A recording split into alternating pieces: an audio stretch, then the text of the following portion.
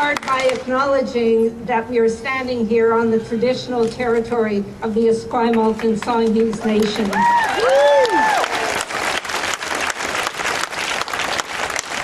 What a terrific crowd.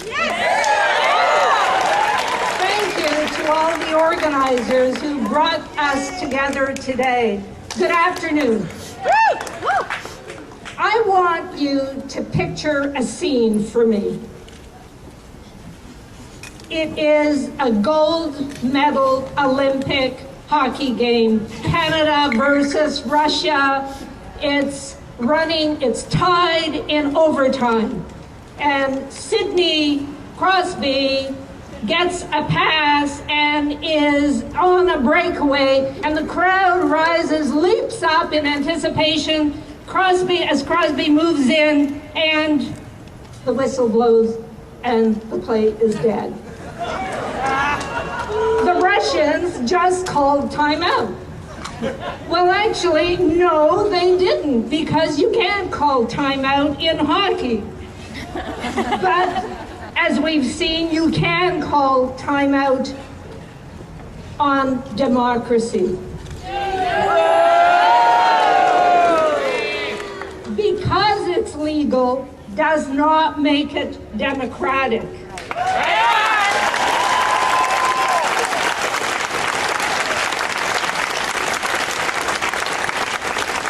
Our Governor General technically can veto a bill that has passed Parliament, but she doesn't because she shouldn't.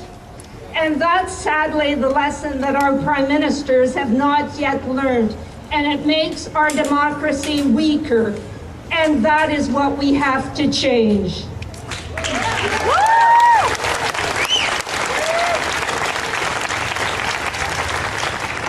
We have an economic recovery to plan, not just with the advice of a few business people that Prime Minister Harper has chosen to consult, but with the advice of Canadians through all their representatives.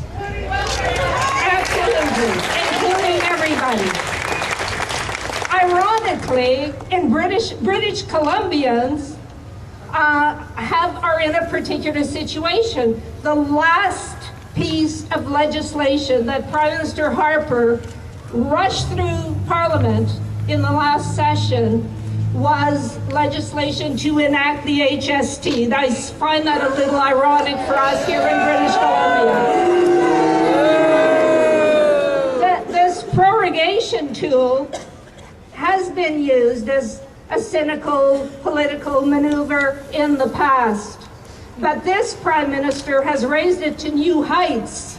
It's a yearly ritual. Last year was to avoid a vote of confidence. This year it's to avoid the democratic scrutiny of the government's actions.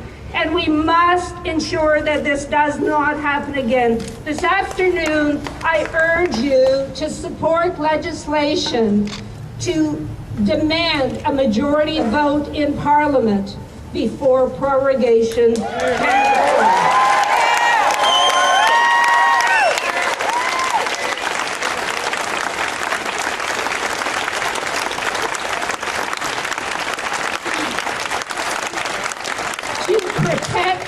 The sovereign nature of Parliament, the voice of Canadians. That is how our Parliament, our democracy was intended to function.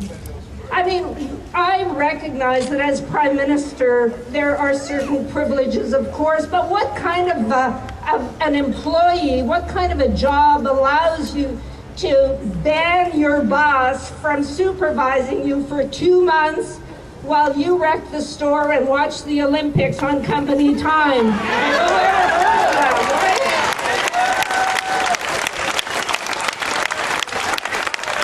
Right to the Prime Minister. Today, I have hope, though, and I'm proud to be Canadian because of you. You have stood up You have proven the cynical media wrong, that Canadians don't understand our democracy, that they don't care. You have shown that you care about our democratic institutions, and our democracy is in good hands with you. Thank you very much.